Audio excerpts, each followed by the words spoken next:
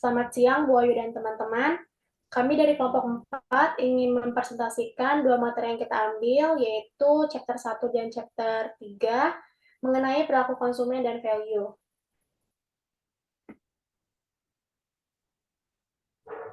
Kami beranggotakan 5 orang, yaitu Marcel Ranjana dengan NIM 002, yang kedua Veronica Angelita dengan NIM 007, Iwayan Raditya dengan NIM 012, Trimi Angela dengan NIM 016, dan Cicilia Tera dengan NIM 035.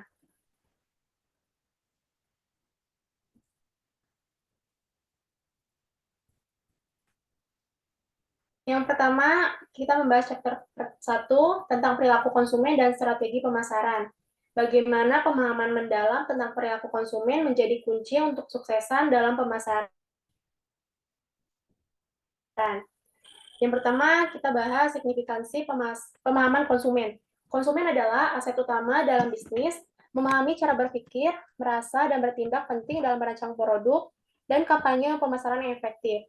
Yang kedua, definisi perilaku konsumen meliputi semua tindakan saat mempertimbangkan, membeli, dan menggunakan produk atau layanan, termasuk pengambilan keputusan dan respon terhadap pesan pemasaran. Next.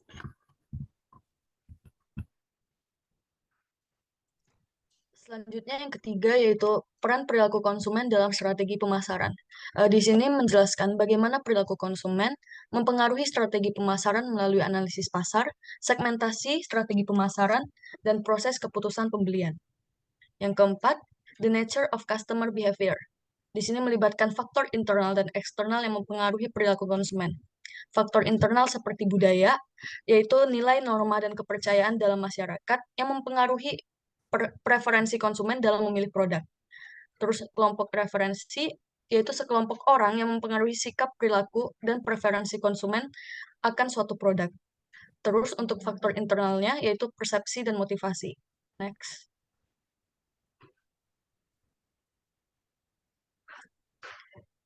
Konsep the meaning of consumption.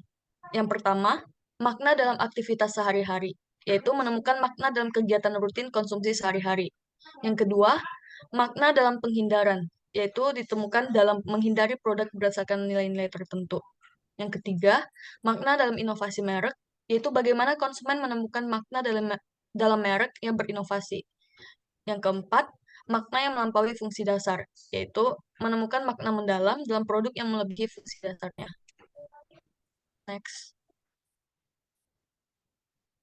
Selanjutnya, saya akan membahas tentang chapter 3 yaitu values dalam perilaku konsumen. Yang dimana perilaku konsumen membahas berbagai values yang mempengaruhi konsumen dalam mengambil keputusan di saat membeli produk atau layanan. Berikut adalah poin-poin utamanya, yaitu yang pertama ada 3 kategori values. Yang pertama, values berorientasi diri, yang dimana mempengaruhi pilihan produk berdasarkan nilai-nilai individu seperti preferensi material atau non-material, kerja keras atau kenyamanan, aspek religius, kepuasan sensual atau pandangan, serta kepuasan segera atau ditunda. Yang kedua ada values berorientasi lingkungan, yang dimana menyentuh kesadaran terhadap lingkungan dan masyarakat, meliputi kebersihan, tradisi atau perubahan, pengambilan risiko atau keamanan, pemecah masalah atau fatalistik, kagumi alam atau atasi alam, atau kinerja dan status.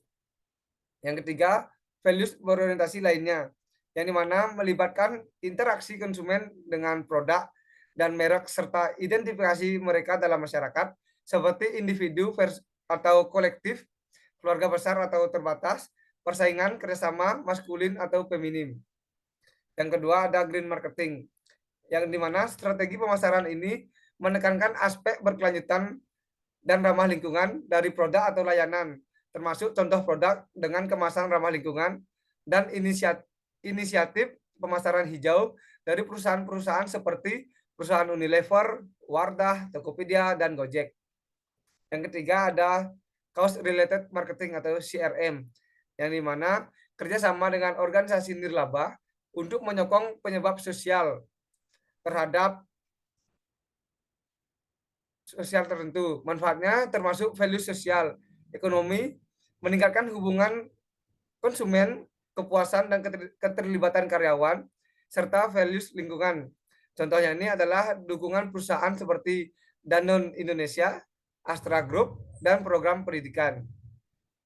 Yang keempat ada gender based marketing, yang dimana strategi pemasaran ini menarikkan produk atau layanan berdasarkan jenis kelamin.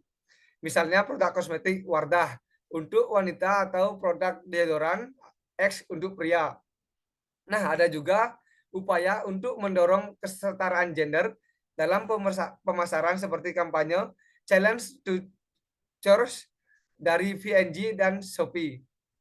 Yang kelima ada Sustainable Food Consumption, yang dimana upaya ini untuk memilih makanan yang sering diproduksi secara berkelanjutan dari sudut pandang lingkungan dan sosial.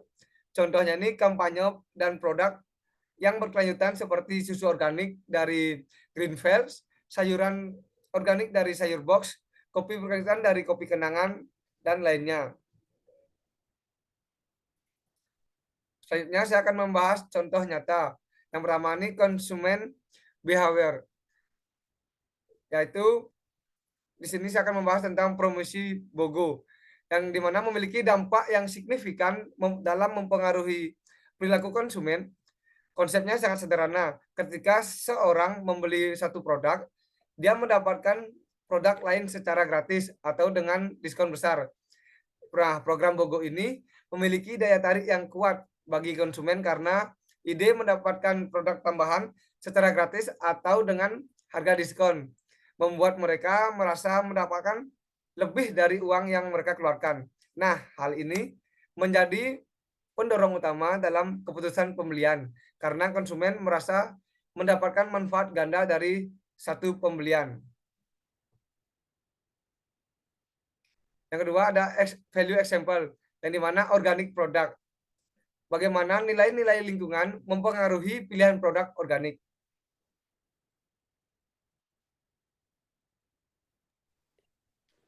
Nah, selanjutnya pada contoh nyata BOGO ini, tadi sudah dijelaskan oleh Pram, saya akan menambahi bahwa BOGO ini dilakukan promosi di Matahari Department Store, yaitu beli satu kaos dapatkan satu gratis. Hal ini bisa menjadi insentif yang kuat untuk konsumen memilih untuk berbelanja lebih banyak atau memilih produk tertentu di toko tersebut. Nah, pada program BOGO ini juga bisa menjadi cara yang efektif untuk membangun keterlibatan dengan konsumen. Mereka merasa terlibat dalam konsep memberi kembali dan merasa bahwa pembelian mereka tidak hanya untuk keuntungan pribadi, tetapi juga untuk membantu orang lain. Dengan memberikan insentif tambahan kepada konsumen, program ini dapat membantu meningkatkan penjualan, memperkuat citra merek, dan memiliki dampak sosial positif secara langsung pada perilaku konsumen. Next.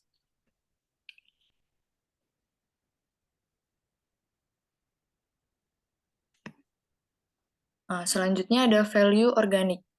Amazing Farm merupakan produsen pertanian organik yang menarik.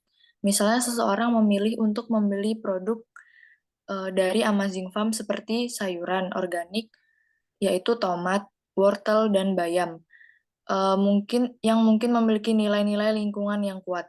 Nah, pada contoh nyata value organik ini, pilihan mereka untuk memilih produk tidak hanya tentang kualitas makanan, tetapi juga tentang kesadaran akan kontribusi kecil mereka terhadap lingkungan. Mereka juga percaya bahwa dengan memilih produk organik, para konsumen merasa turut berperan dalam mendukung praktik pertanian yang lebih berkelanjutan dan menjaga keseimbangan alam, yang pada gilirannya akan memberikan manfaat jangka panjang bagi planet kita. Next.